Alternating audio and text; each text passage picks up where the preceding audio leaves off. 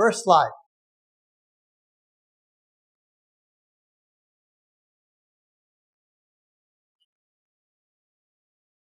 I said we're going to show you a slide. If you have questions about the slide, we'll talk about it. But if we don't, then we'll move on. Excuse me? I didn't say you needed to read the slide. I just said I would show you the slide and ask you if you had questions about it. Yes. Next question. So I think it's important for you to think about it. So most of the time we're very focused on the amount of information we have to tell the student, and with the idea that if we give them all of this information, somehow they're equipped to do whatever we're expecting them to do without clarifying what we're actually expecting them to do. But if you sketch out and you say, here are the learning outcomes, I think with people who've had experience teaching the course can begin to say, for which of these learning outcomes are students most in need of my support and my giving them some information. So sometimes with a learning outcome, all the students need to do is read the textbook and some supporting materials and try the problems, and they mostly get it on their own. Other cases, they actually need more support. And I think you should, rather than vary, by the amount of content that you might tell them, is figure out where they're most, make some guesses based on your experience and so forth about where they most need your input and support, and then begin to say, okay, what kind of help can I give them if they're actually going to achieve this outcome? And what kind of feedback do they need from me if they happen to practice? And I would try to identify where in the course they most need your input and feedback, and where in the course they are likely to be able to achieve those outcomes just by doing some simple reading and practicing themselves. And then that redefines your whole position, because you are then going to concentrate on the places where you are most needed and give a whole lot less attention to the places where you're less needed. And that will help you enormously in terms of focusing your lectures, because, again, you won't have to go through all of this very long list of things that you might tell them. Instead, you're building your instructional plan about where they're likely to most need your assistance and concentrate on those things, and develop less effort and less time where they are able to get the things on their own. And you make some guesses about that. Does that help? So again, if you have a set of learning outcomes, then you can begin to say, okay, for the various lecture periods in the course, for the various exams, when am I doing these various things? Now, one thing is nice is if you lay out the plan and you see some rows where you're not doing anything, then you need to ask yourself, why do I have the learning outcome there? And also, if you see some places where there's no place where you're assessing it, then you ask, why do I need the learning outcome if I'm never checking whether they get it? So then you begin to help to organize something, and it's a very different organizational scheme than organizing by topic. Because topic conveys, you begin to think of all of the information you could tell them about the topic. And given your level of expertise and experience, you just have a raft of stuff that you could tell them about every topic, and then you begin to realize there's not enough time to do that. However, if you organize by supporting the students in the achievement of the learning outcome, then you're approaching each of the designs of the lecture periods very differently. It's another thing where you could write a problem. We'll work on some of this afternoon. We'll get a lot of this stuff covered.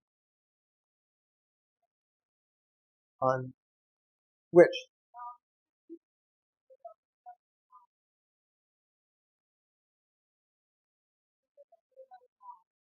Trying to analyze which part of the you mentioned here. I think have is there I'm asking very people then people get to see the coming kinds of things that which you don't find out until like the end of this semester.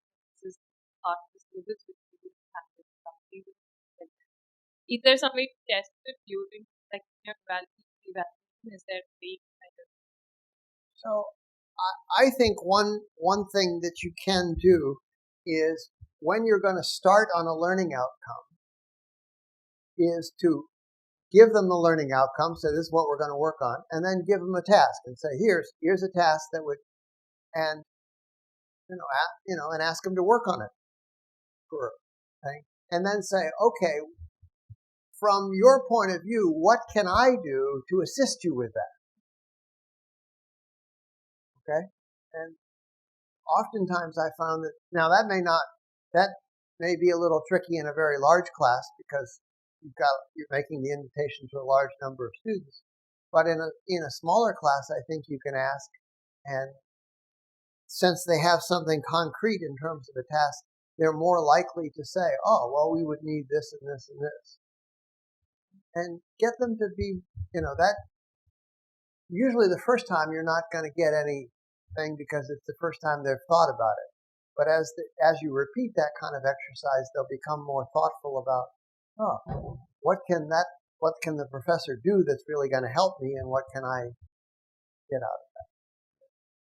So, in other words, for a small class, is it a good idea to develop learning objectives with the students? You create situations where they would say that, oh, this is what I want to learn, this is what I don't know. For a small class, for a big class, I think there are some issues. So with a small class, you might propose a set of learning outcomes and draft it, and then say, how would you improve the set of learning outcomes?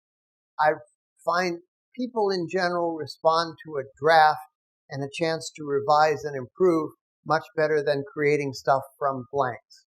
Thank you. That's true in almost every case that you're going to ask for feedback from people, is rather than just say, well, what would you do is, give them a proposal and hopefully indicate your willingness to accept their feedback. But here's something to start from. How would you make it better? So I'd like to talk about this example just briefly. So this book was authored by a civil engineering faculty member. He would be in a civil engineering course. It's a common thing to give the students a problem of designing a bridge. Here's some materials, usually fairly simple materials. Design a bridge, and then test it by loading it and seeing how much load that it would bear. But what he found when he gave the problem, is that the students reacted as novices usually do, is, oh, we're supposed to design a bridge. They immediately would just look at what they were given to start with, span or whatever, and in a very short period of time, before they did any analysis, they would build the bridge. They would start on, okay, let's build it. We're going to build it this way and put it together and put it together and put it together. And they spent a lot of time fabricating it. But as a civil engineering faculty member, he noticed they spent almost no time designing it. They were they wanted, they moved immediately to embodiment and let's just build it. And they spent all of their time building it. And he goes, that's not what I want. I want them to actually use the stuff we're talking about. So what he gave them is he said, I want you to design 2 bridges. Design and build 2 bridges. And you are going to be graded on the one that performs worse. And he said this was revelatory for the students and made a dramatic change in how they approached it. Because they couldn't just start out and design something, because then they would have to design something different. And, they knew enough to know that it was different. And then they go, well, if we design something that's different, we may design something that's worse. And the worst performing bridge is the one we're going to get graded on. So they then spent far more time going through the analysis and looking at various things before they committed to fabricating their 2 bridges, which is exactly what he was after. And so the design task really was to get the students to think about it. He had to revise the design task from just design a bridge, because that immediately led students into the embodiment of it, into this kind of tasks. And he said that this had the very desired impact of what he was after. You got to make some problems for each learner and include those problems only in class, in the exam. So, From the potential problems, the final problems. so what it says there in the third bullet is try to generate multiple problems before you pick on one. So, And you pick from them. yes. One from. Not use them all, but pick one. But try generating multiple ones rather than just generating one and being satisfied with the first one you build, the first one you create, partly for the same reason that he had him design two bridges. When you design multiple alternatives, you often end up with a better final end product.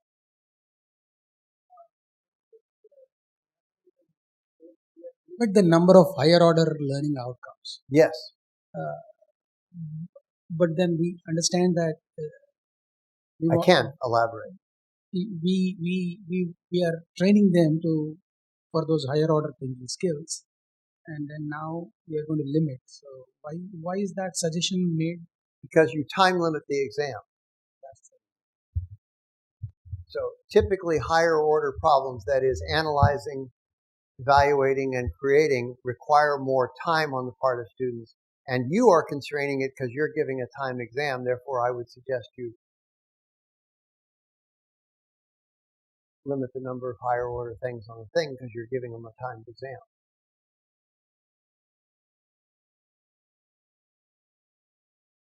Well, if they gave an unlimited time, then they would never graduate.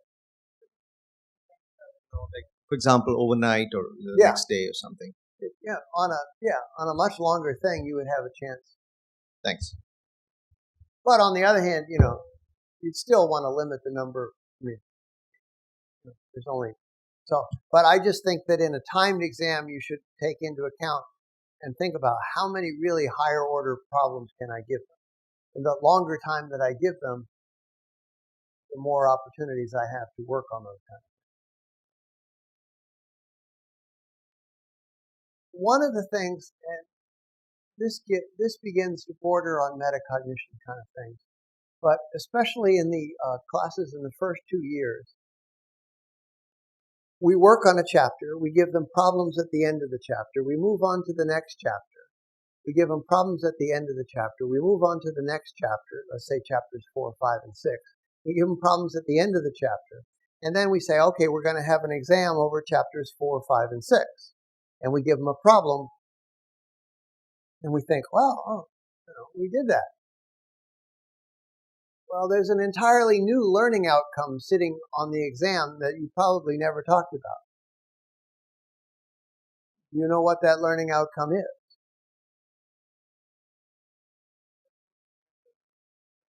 Given a problem, how do I decide which material from chapters 1, 4, 5, 6, or 7 I should actually use?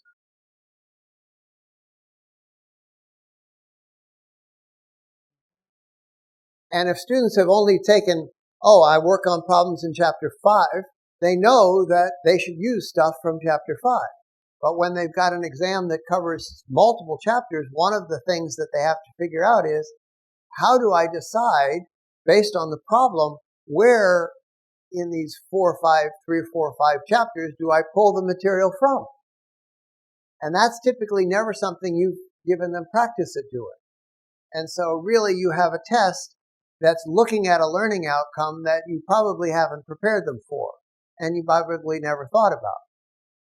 But one of the big keys is a multi-chapter test is looking at a problem and figuring out, how do I know which of the multiple things that I've read should be applicable? Because I've never, when have I ever had that experience of doing that? And you might think about that.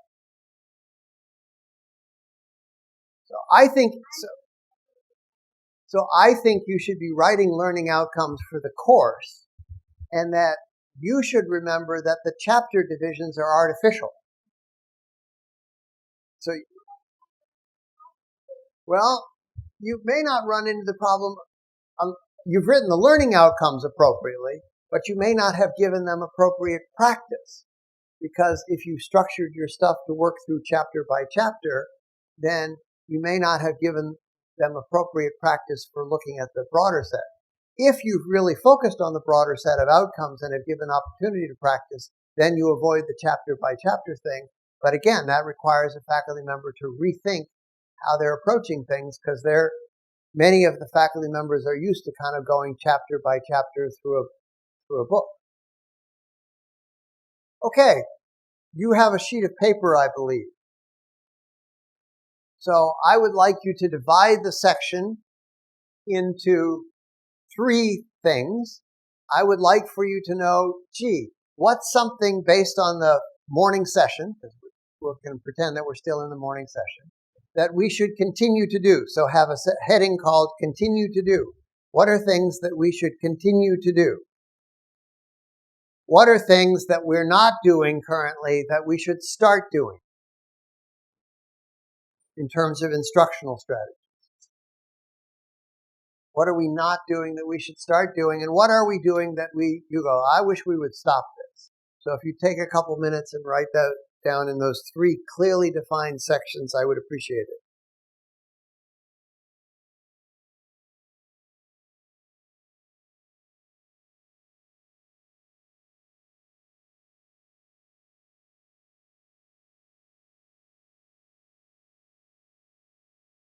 So if you pass those papers forward, we'll see, that would enable me to see where we are at the end of this section.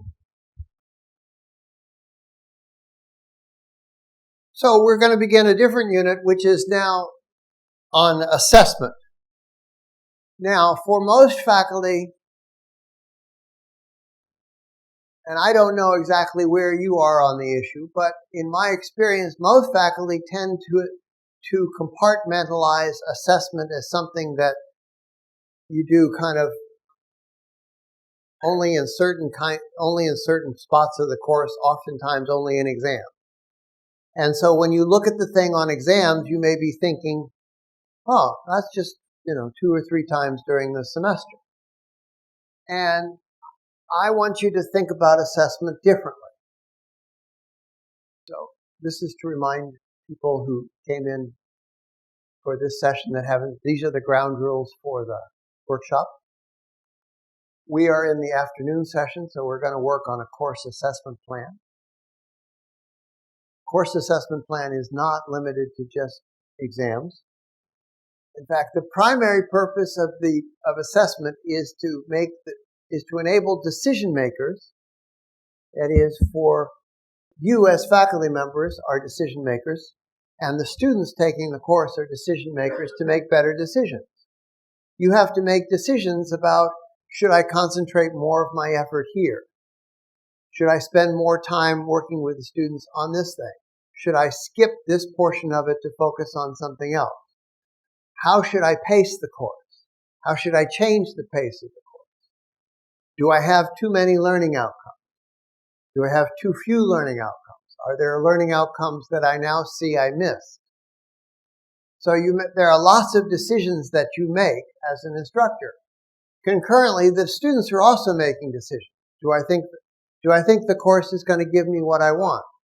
Do I understand what the course expectations are? Do I know what to study? Do I know how to study for those particular things that I'm aiming for? Do I know how to allocate my time? Students often make lots of decisions.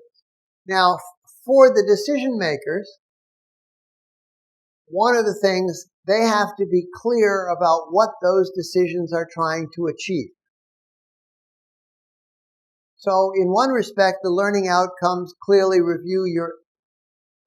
describe your intent. However, sometimes the outcome, particularly at the evaluate and the analyze and the creating level, sometimes the outcome is so complex that you don't have clarity about what you're looking for. You may say, I want to design a microwave antenna system. Fine. What the student is going to deliver is a microwave antenna system. However, what's not clear is how it's going to be evaluated, because there are several different characteristics of that. And what am I going to look at? What should I pay attention to?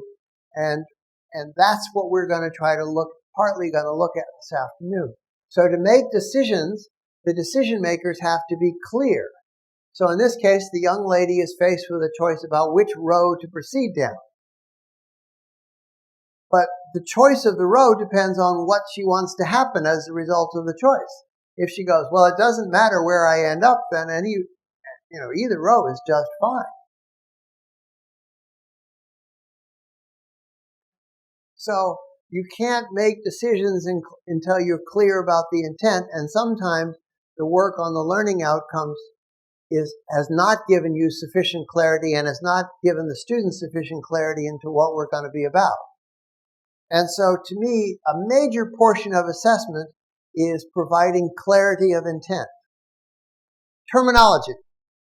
I got at least one of the participants here thinks, well, we can't do anything unless we know the terminology, so we need to do the first level before we begin higher level, so we need terminology. You will hear this term used a lot. You will hear these two terms used a lot in assessment. Terms formative assessment and summative assessment. Now, in one respect, to me, formative assessment and summative assessment are not things. They are ideals. They are ideals at the end of two ends of a continuum. The purpose of formative assessment is to improve. The purpose of summative assessment is to reach a final judgment. Done. But there are very few cases where you're actually doing one or the other in its pure form. And there are various reasons for that, but let me give you an example. Homework. Is homework formative assessment or summative assessment?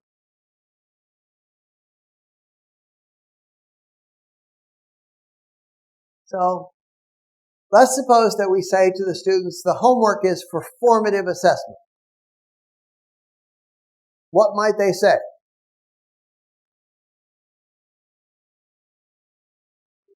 Is it going to count? Basically, the course. And if you say no, then what are they going to do? They're going to, I'm not going to do it. It doesn't count. Okay? Why is that? Well, this is because the students are immature learners. Formative assessment is really the opportunity to practice, and to practice without penalty of judgment. But if you say, here's some homework problems, you can practice on them, and they're not going to be graded, which is, they go, since it's not going to be graded, I'm not going to count it, and therefore you go, they really need to practice, so we're going to count it. So you're now forced to move from pure formative assessment to summative, to move it toward summative assessment. It's not a big thing, but because they're immature, they don't understand the importance of practice. In this context. In lots of other places, they would understand context. If they played volleyball, if they were on a volleyball team and you told the volleyball team, okay, volleyball team, this is the first time you've been together. Tomorrow we're going to play the big game.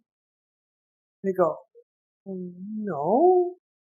Coach, don't we have to practice first? In lots of other situations, people would go, we really want to practice and get ready for this. Somehow students have managed to convince themselves that when it comes to class, we don't practice. We only do things that count. Okay? And so you're in the unfortunate situation of grading homework that you intended for purely formative assessment. Likewise, is a final exam purely summative?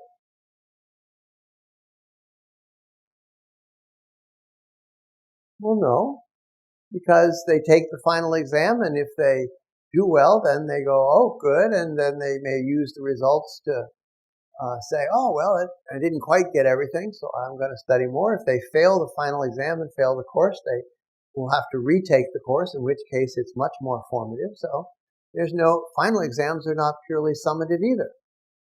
So there are very few cases where we're actually sitting at the ideals.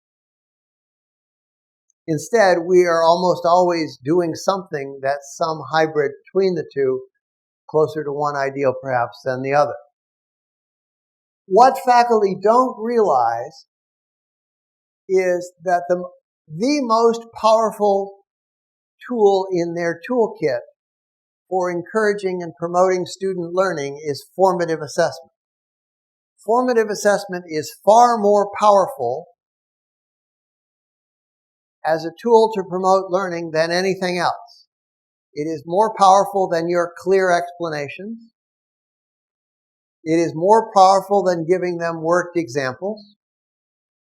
This was driven home. So suppose that I have 5 class periods to work on a learning outcome, if you will. 5 class periods. Now, in each of the class periods, we're going to make it simple. In each of the class periods, you can lecture to them or you can test them, but we can't do both. We're pretty simple-minded here. We can only do one thing at a time. So so with 5 class periods and 2 choices per class period, I got 32 possibilities. So I could do L, L, L, L, T, T, T, T, T, T, L, T, L, T, L, T. Okay, of those 32 possibilities, what is the most effective strategy?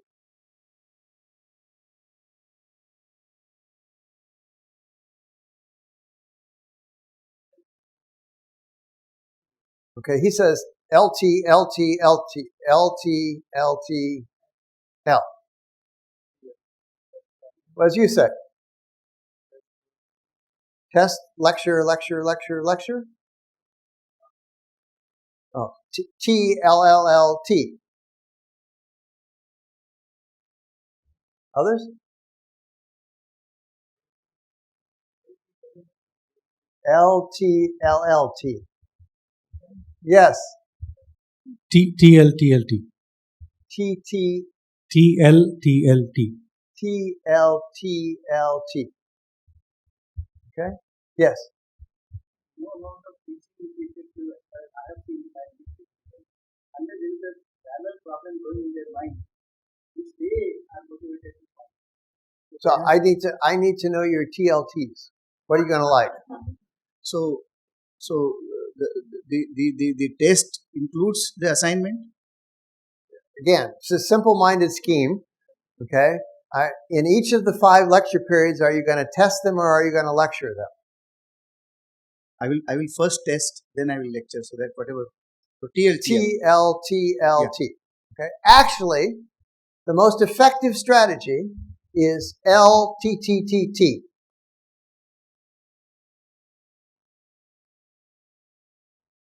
And that once again shows the power of formative assessment. Okay? Far better off giving more testing so that they work on it. Now, the problem that you have is that we'd like these tests, especially the intervening 3, to be formative, meaning it's not counting. But if you tell the students it doesn't count, they throw it away. So then you're forced to give them a grade on something that they're supposed to practice on. And if they get a low grade, which presumably they will because it's the first time they're practicing, then it counts negatively against the grade. But that's a different story. But the strategy, the instructional strategy, independent of how you're going to figure the grade, is LTTTT. That kind of, to me, drives home the idea that formative assessment, getting them to practice the kind of learning outcomes that we're after, is far more valuable than the kind of content we might explain to them or the example that we might work for them. Now, if you're going to do the LTTTT thing, we do have to worry in a class of 500 how we're going to make that scale, but that's a different question than the most effective strategy, because sometimes when you're confronted with other constraints, you have to deal with suboptimal solutions. But that exercise is designed to drive home the power of formative assessment as an instructional strategy, which is almost routinely ignored by faculty members when they design something because they're very focused on clear explanation. So this is what I hope that you'll have. At the end of the afternoon, I hope you'll have enough information so you could actually design a formative assessment plan for your course, as well as design a summative assessment. Like when you said LTTT, so like do you mean that the uh, uh, tests will be based on the lecture, or I can keep something for their self-study which I will be testing? So I will not cover everything in my lecture part. I will cover some part, and then I left something for them to self-study, but I will do the evaluation. I don't think you've got the picture. So remember that the goal is at the end of the 5 sessions is for them to have achieved the learning outcome. Right. So whatever the learning outcome is, in the simple-minded scheme, I think you're again making things a little more complex. I just want to know, in these 5 class periods, should you talk to them or test them? Most faculty members think I should talk to them more, but the alternative is they should deliver some talk to them and then test them in the next 4 consecutive lecture periods. So my question was that the test will be based on like what I The talk. test is a test of their achievement of the learning outcomes. It is not a test of what you talked about.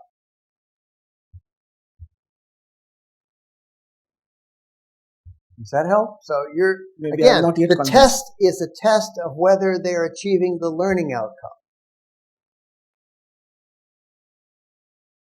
Not a test that remembers whether you talked to them about something.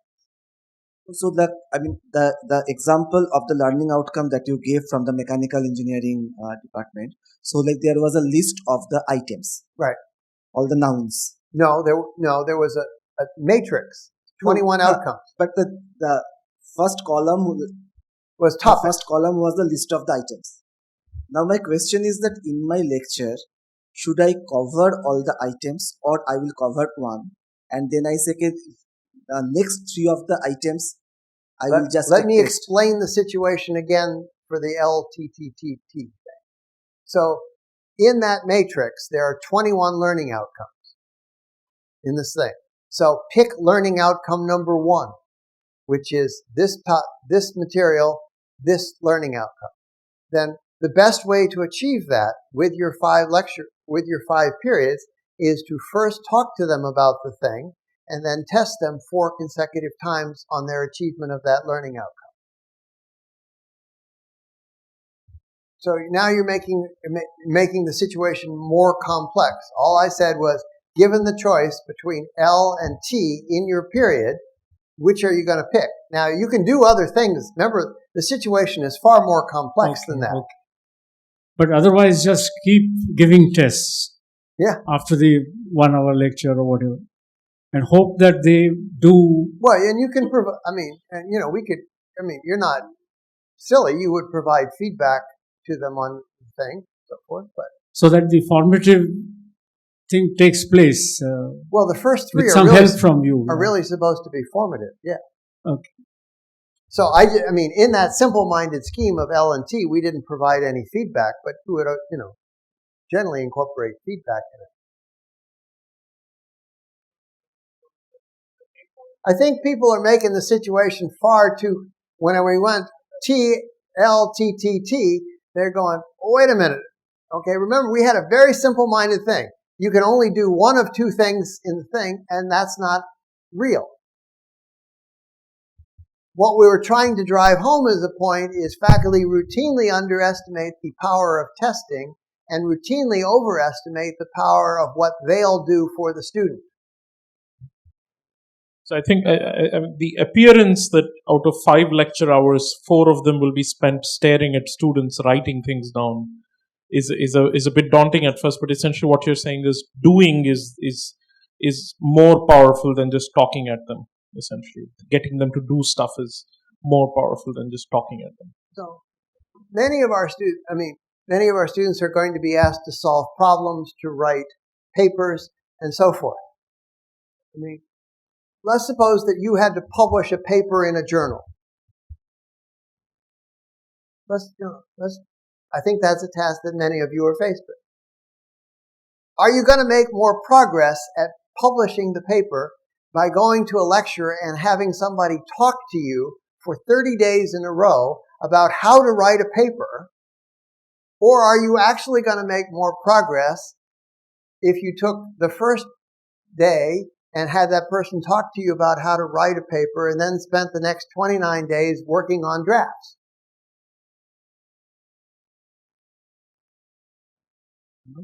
It's the same thing. If we're going to have students solve problems, they get better at solving problems by actually trying to solve problems rather than have somebody show them how to solve problems where they're looking, they go, wow, that faculty member was so clear in the way they explained the solving. I follow that really well. In fact, if they gave me that on a test and said at the bottom, did you follow what I just did? I would check yes. Okay? But we don't give tests where we say, here, I have worked out the following example. Can you follow my solution? Check yes or no.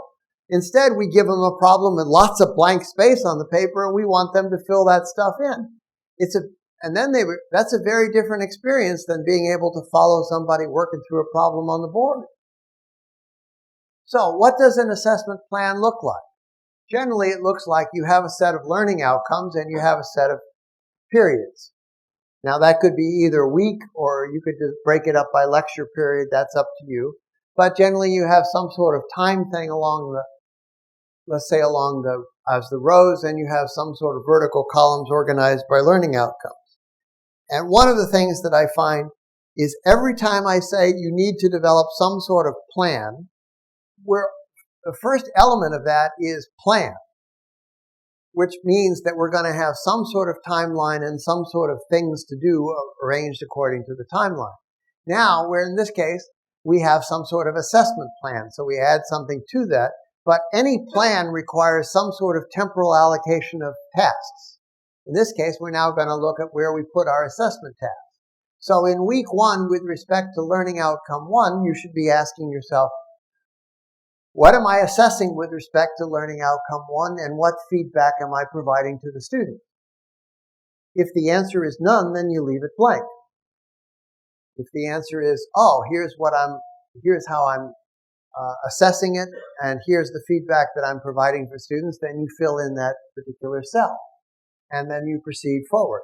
Now, in any given week, you're certainly not going to have something filled in for every learning outcome, or for any lecture period, you're not going to have something filled in for every learning outcome.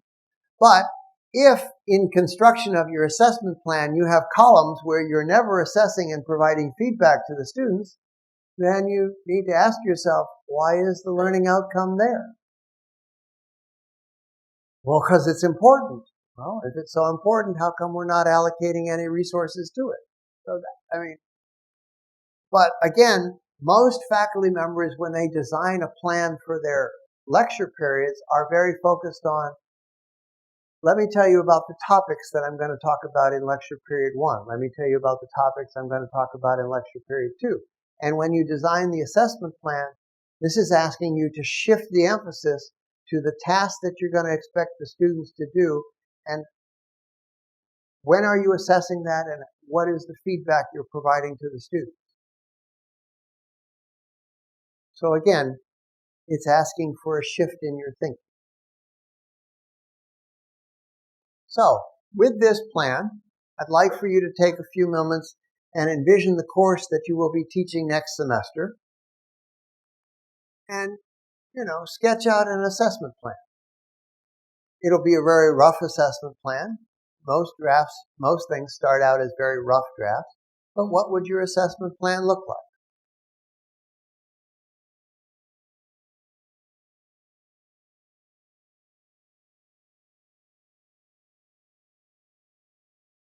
Okay, what questions emerged from as you worked on that? Yes, sir. It would be great if you would telepathically communicate with the microphone person so that he would know in advance where the question is going to come from. Yes, sir. So we're doing something like problem solving in the TPS, the think, pair, share mode. Would that count as assessment? Yes. That was my question. However,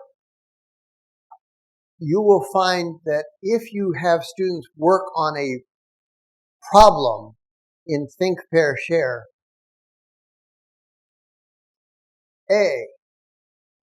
if you intend for them to get through the whole problem, that will take them a lot longer than you think it ever should. B, when they go to share, they will have a lot to share, and so they could talk for a long time. And so I discourage people from giving an entire problem in terms of a think, pair, share, because that chews up far more time than they think it's going to do. And so with respect to the problem, I might say, here's the problem, identify one ideal equation or formula or idea that you think you're going to need. Think, pair, and share that. Just, think of the aspect of the problem that's most likely to give them fits, and then focus on that. Don't use the whole class time for them to go through and do a lot of the work on a problem, a lot of which is pretty straightforward and they shouldn't be consuming class time to do. So, having them work on a problem in pairs is a great idea, but it can consume far more time than you think it should. So you should use that idea pretty strategically. So Yes, sir. One thing that emerged was not just think of activities that you would have them do, but also think about how you're going to evaluate them and what feedback you're going to give them. Yeah. And evaluation can be done by saying, again, it may not be the evaluation that's perfect, but evaluation could be done by saying, here's my result, show you, and then here's my result, and exchange them and have them critique each other briefly, and so forth. That may not be as good as your critique, but it may be far more effective than them not having done the exercise at all. Yes, sir. Yes, sir. I have a question about formative assessment. So I started thinking about how it would be applied for a lab course. Because in a theory class it's easily done, whereas in a lab course, they just get one chance per experiment. So how do you build that in? I mean, any ideas about how to build that in? So what lab are we talking about?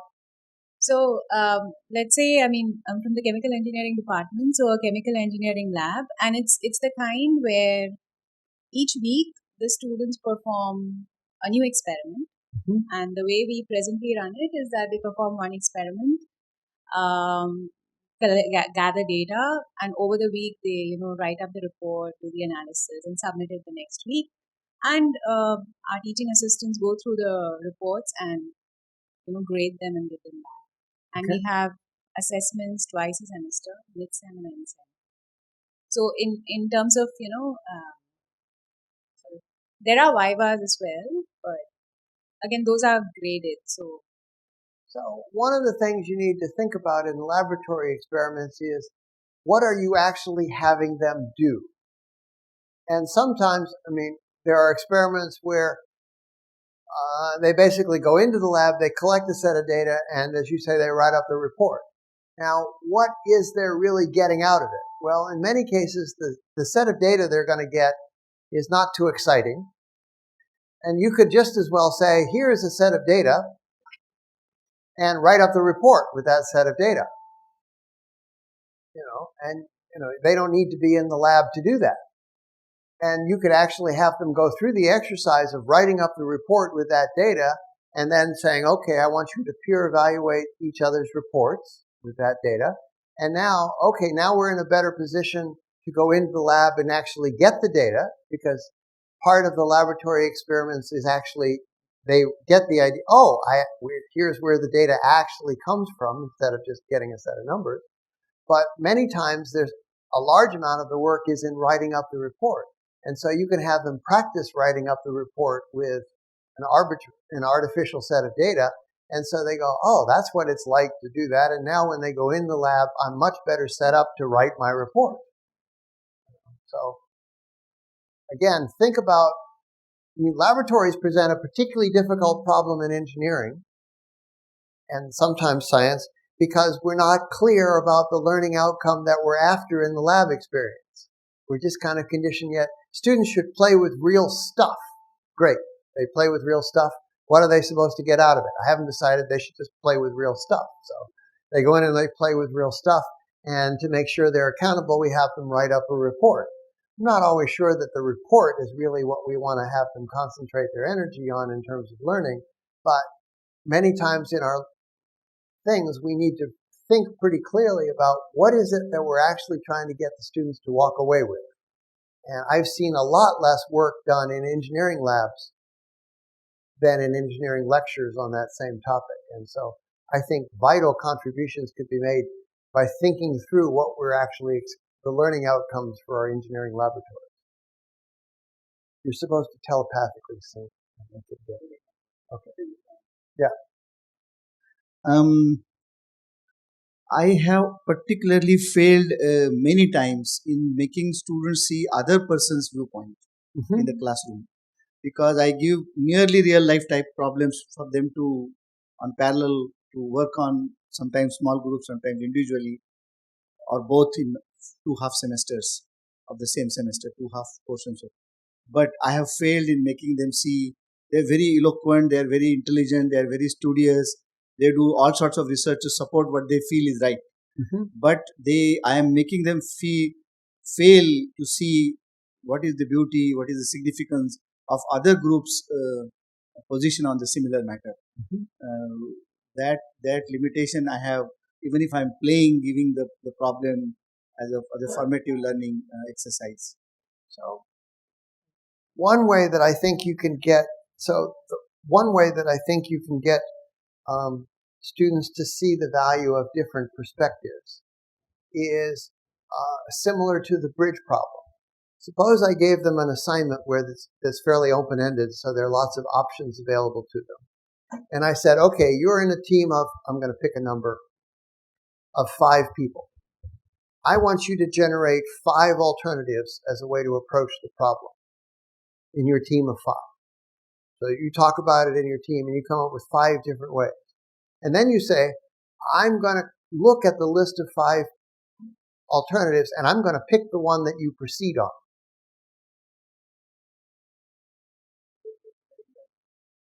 So, because you're picking, and that if they pick, they're going to do one thing and then generate 4 fake ones and then pick the one they like.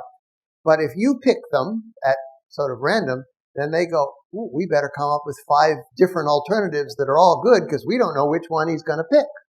And because they have to come up with 5 good alternatives, they then begin to realize that one person doesn't typically generate 5 good alternatives.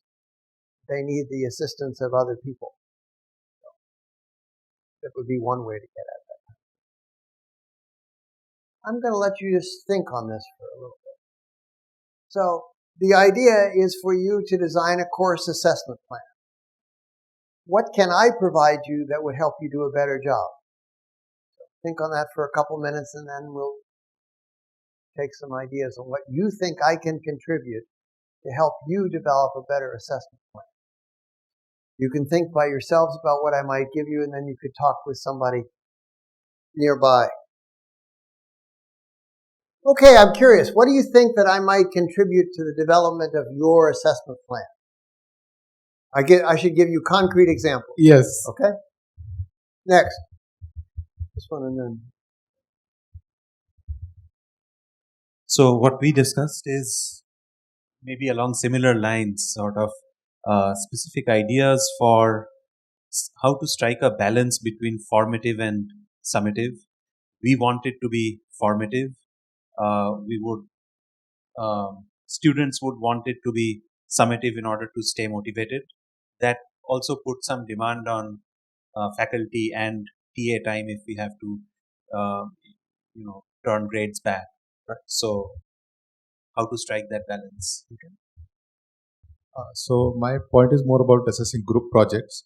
So if you have a group with 3 to 5 students, how do you actually identify the contribution or assess the contribution of an individual member from that group? And one of the strategies that I have used at times is self-assessment. I mean, you assess your peers. So I just want to know, is there any effective way of doing it? I've had some problems, but I want to know what is... On good days, tomorrow morning we will talk about approaches, and one of the things that we should spend time on are teams. So That would be when we're going to work on that one. Yes. He just passed you right by, didn't he? Yep. Yes. Yeah. See, in all this discussion, we seems to be assuming that students is an ethically ideal set. Excuse me? Ethically, it's an ideal set, But quite often we have a large students, and when number of students become more, their tendency to be away from, or they become more non-ethical. And how do you tackle, because that is also an issue, because we talk about all these things, but we have to understand what is the reality and how do we tune all these things with that. I don't know whether I'm asking something out of context, but. So, are you asking me to only give you ideal ethical students? Remember, the question is, what can I provide you? And you said the students aren't perfect. So that to me wasn't a response to the question. So next question. Okay. So my question is related to evaluation of a large group of students. So I'm not asking for you a question. I'm asking you a question. What can I provide you to help you make a better assessment plan? And you're supposed to answer that question. You're not supposed to ask. This is not a time for you to ask me questions. This is a time for you to answer my question. If you'd like to pass the mic, you can do that. But this is a time for you to answer my question. On the way to assess take-home exams. Yes. Can you suggest some efficient ways to give formative evaluation for large classes? Yes. Is it possible to have more T and a little less L here now? Like we will do something and kind of you can evaluate those things. You're being tested. They didn't give you anything about feedback. Okay, we'll take 2 more responses. We need to define evaluation more correctly, because evaluation in our context means giving marks. That is, it is structure. We also have structured evaluation scheme where we have quizzes, assignments, semester, end semester exams, and so on and so forth. So we already have a evaluation scheme with summative as well as formative assessments in place. Now the issue is the assessment you are talking about and assessment B, the way we understand it, don't seem to be the same. That is what I suspect. So maybe a clearer definition of assessment would be in place. So the thing that I struggle with in this unit, on the afternoon unit of designing a course assessment plan, is faculty have in mind that I already have an evaluation plan in mind. I'm going to do 3 homeworks, 2 tests, and a final. And don't try to change that. And I'm going, wait a minute. We spent the whole morning working on writing a set of learning outcomes and trying to adjust that. And I'm trying to suggest that whatever evaluation plan you have, like 2 homeworks and things, is not responsive to your design of the learning outcomes. So I'm trying to get you to think and say, can I rethink my entire evaluation scheme, which is not dictated to you, to be more focused around learning outcomes instead of being focused around, I'm going to have what I may informally refer to as assessment events. Okay, can I get you to rethink your whole evaluation scheme so it's structured around learning outcomes rather than just confined to your specific set of evaluation events? That's what I'm trying to get people to do, and I have consistently experienced a hard problem with it because they go, no, this is how we do things, and we're not going to mess with that. You can mess with other things, Dr. Freud, but you can't mess with our evaluation scheme. And I go, no, that's what I'm trying to do, is to get you to mess with your evaluation scheme. Because I don't think the evaluation scheme that you generally built up was focused around your set of learning outcomes. So No, I think, yeah, one last question, but you already had a question. I already had two. So he has to go to somebody else. He doesn't get a third question. So also, given the diversity of students who come to certain classrooms, Remember, you're going to ask a question, right? yes, how do I deal, or how would you suggest that we deal with diverse groups of students starting the same course? So what kind of, can I partition the evaluation or assessment to cater to different groups? Or why am I not clear? So remember, the whole purpose of this exercise was I'm going to say, gee, I'm looking for some feedback from you to say, how can I be helpful to you? And every time we get a mic, you want to ask me a question. So I'm kind of confused about how to be more clear that I'm asking, how can I help you? And I get questions. Yes, I want you to give us some techniques of whether to, or how to deal with diverse group of students in a given class.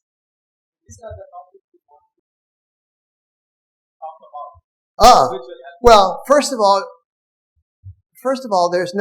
every faculty member deals with a diverse set of students. Yes. So some faculty members always think they deal with a much more diverse set of students than anybody else in the world. Now, I will tell you that your set of students is nowhere near as diverse as a bunch of other people have to deal with. I'm not claiming that we have maximum or minimum diversity. I'm just saying how to cater to these diverse set of students so that they all reach the same learning outcome at the end of the course. Do we assess them sort of separately so that so each of them will need practice on different things, and how do I ensure that this is... Okay, we're going to work on that, but okay, let me see. So we're going to look at a set of what many faculty members don't have or what they do have is a pretty limited assessment toolkit. And so we're going to try to look at an assessment toolkit that is a little broader than you're used to. And with the idea that some of these you may be able to use. So another thing that I think is who can do the assessment? Typically, when I pose this to a group of faculty and I say assessment, faculty members are always framing it as I have to do the assessment. So the question, but realize that there are other sources of assessment. Each of your students can assess themselves. You can have peers assess themselves. You can have teaching assistants assess the students if you have been allocated teaching assistants, and then you can do that. So let's look at some of these. There's a whole set of classroom assessment techniques that are intended to be formative. That is, that they are intended to provide feedback for the purpose of improvement, not for the purpose of grading. There's a whole book. It was compiled and it has become sort of a classic in the area, and nobody has really tried to unseat the classic because they did such a good job when they put it together. The most common example of a classroom assessment technique is a minute paper. We've already dealt with a couple of examples of minute papers. Basically, you ask them quickly at the end of the class period or whatever to jot down responses to some fairly simple questions. The most common one is what's the most valuable or helpful idea and what's the muddiest or confusing point. Okay, there are variations. You can say summarize the content. How would you apply this stuff? Just focus on the muddiest point. What people don't realize is that regular use of minute papers has actually improved learning in the classroom. So here is a study that says we put this to work and we actually got an increase on the standard. This was used in an economics class. There's a standard economics exam so that I don't have to worry about evaluating that. I can use a standard instrument. And they have found that yes, use of the minute papers improves the performance on the exam, that it's relatively instructor independent, and that in fact, when you ask college teachers to identify generally the most important innovation, it would be the minute paper. Now, there are two elements to working on a minute paper. One, at the end of the class, you get the results from there and you look through them and process them. Now, the detail with which you process them depends on the amount of time you want to spend. You decide how much time you're going to spend and you say, I'm going to spend 10 minutes on it. I process it in 10 minutes. I'm done. Could you do better processing if you spent more time? Sure. Do you have more time to spend? I don't know. We spent 10 minutes. Pick an amount of time and spend it. The second element of the minute paper is you must come back to them at the next period of time and say, this is what I did with the stuff you gave me.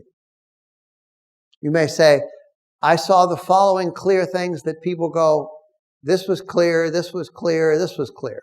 I saw the following things, this was still confusing to people, this was still confusing to people, and because of that, I'm going to try to do some work to clear that up.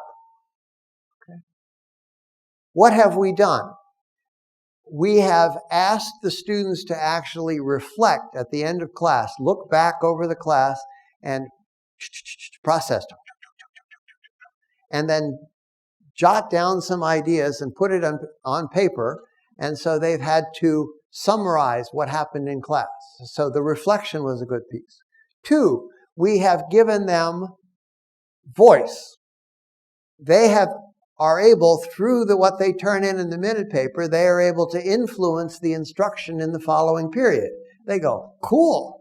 In other words, she actually pays attention to what we say. This is part of autonomy. Because if it's autonomy, we've given them some autonomy, we've helped them to learn. Now, in addition to that, you have gotten valuable feedback on the lecture. You thought you put together a lecture, you didn't put together a lecture that was in any way intended to be muddy on the thing, and yet you found, oh, these 2 points were still confusing to students. I can do something maybe different next time, and as a result, I have a chance to come back to it and deal with it again. Now, again, if you structured your class so you never have any time to come back to something, then we're in trouble because this requires that you generally come back to something. So, minute paper is a very valuable thing. It's been shown to be both effective in economics courses and also in this course. I thought the second finding here was important, that found that the increase in quiz scores when they got better quiz scores when the minute papers were not graded. So minute papers are almost always as close to pure formative feedback as you can get because they're not graded. And in fact, in this example, you get better results. Why? Because the students want to feel free to express their results, and if somehow you're grading them, 1, they are deprived of anonymity because they have to put their name on it to get it graded, and B, now they're in some sense, oh, my feedback is being evaluated. And that shows that when we do that, we get actually worse results than if we provide them the opportunity to provide us anonymous feedback focused on the content of the course. Yes? Always. Again, we'll come back to minute papers led where they put there, they got a better increase in quiz scores when they were not graded and therefore anonymous than when they were graded and not anonymous. So I don't care whether the student now feels like I can contribute something, and as long as my handwriting doesn't give me away or whatever, my hand printing doesn't give me away, then they're. And I would make special efforts so that we don't associate with the thing. But it's optional. They get to choose whether to fill it out or not. Okay. Now, the experience that people have reported to me is that initially you'll get a lot of students filling things out. They go, oh, this is a new opportunity, so forth. As the course proceeds, you get fewer responses. Part of this is just you've made it somewhat repetitive and boring, so you may think of ways to change it up. And the second thing is that maybe your responses have become somewhat predictable. And so maybe you should work to see if, you can find, innovative ways to respond to their feedback. Other classroom assessment techniques.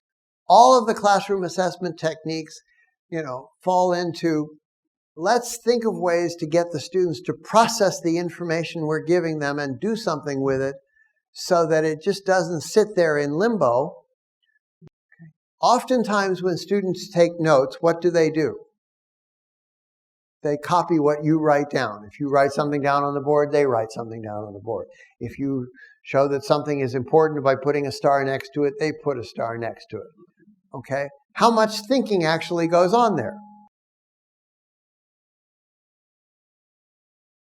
So what these things do is they actually look at prompts to get the students to take what's been done and process it and give it back to you in some sort of summary form where they have to do something more than just repeat what you've already said to them. And so here are other kinds of assignments that you might give them. Again, I find that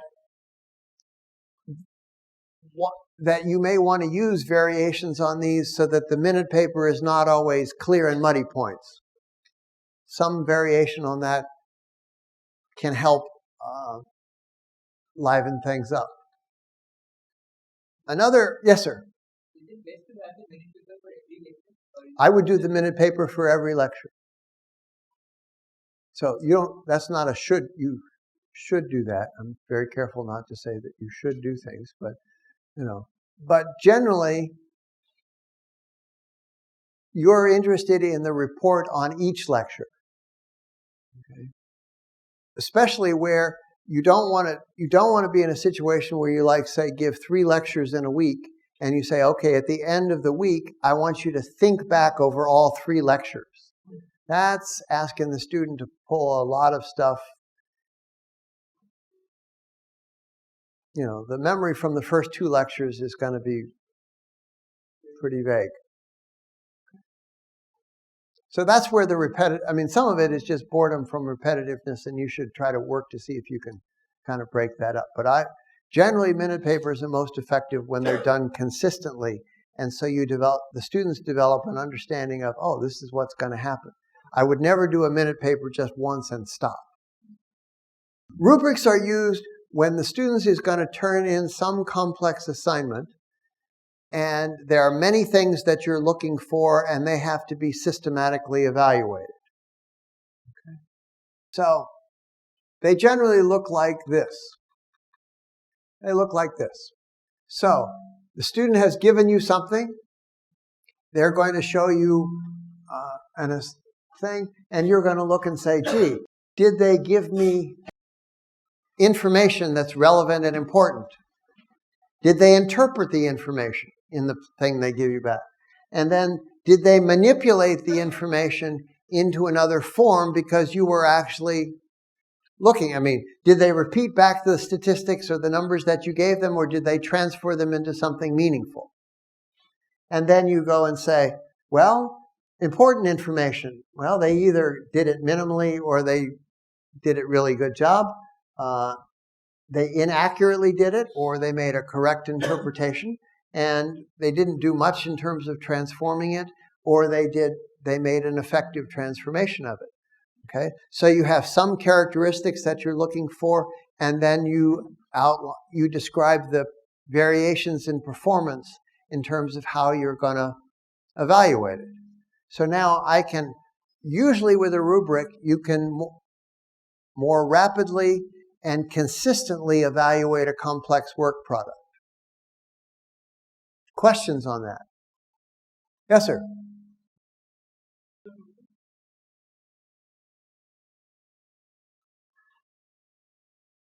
Do the students know the rubric?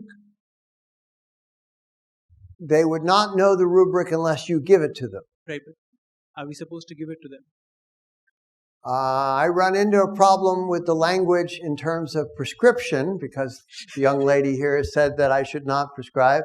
My recommendation is that if you've made the rubric in advance, there are lots of advantages to sharing with them and very few drawbacks.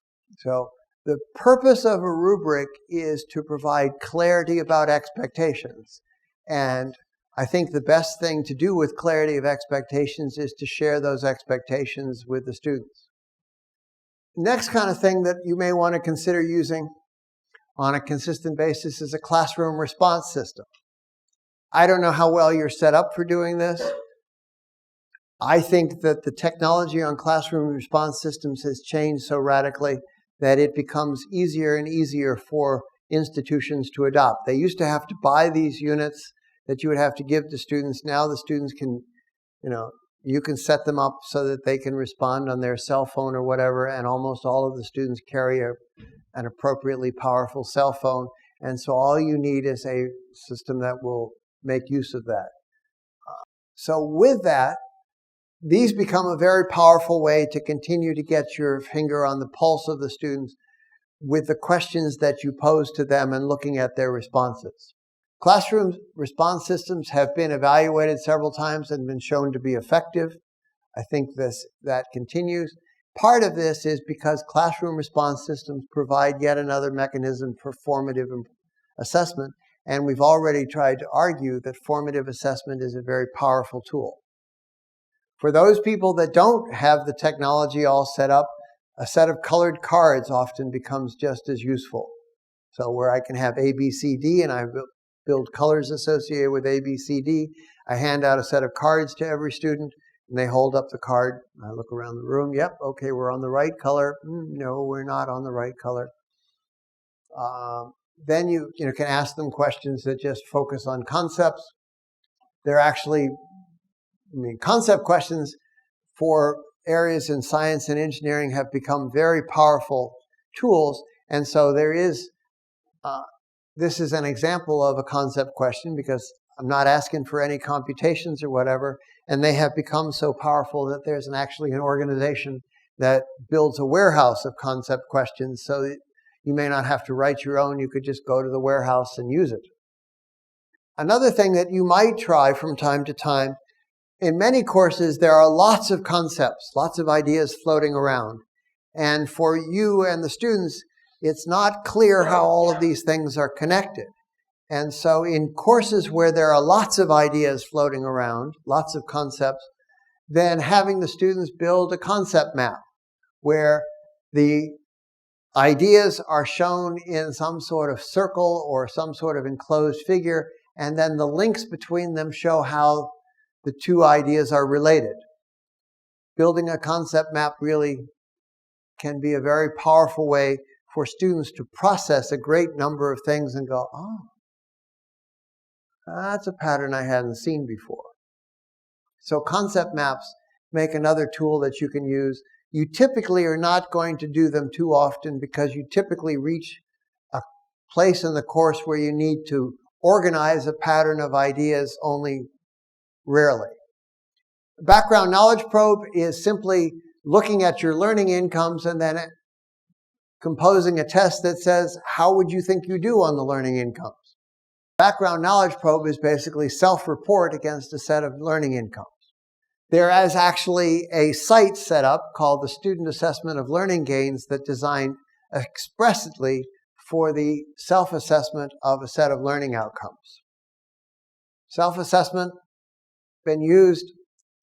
Typically, self-assessment is something that is powerful if it's followed consistently. So, just asking the student one time, how do you think you're doing on this, and then not repeating it for the rest of the term turns out to be fairly waste of time. But because the students don't do too well on it the first time, but a consistent set of self-assessments against what you're after then can lead to better performance on the part of students. Self-assessment, we mentioned earlier in the morning.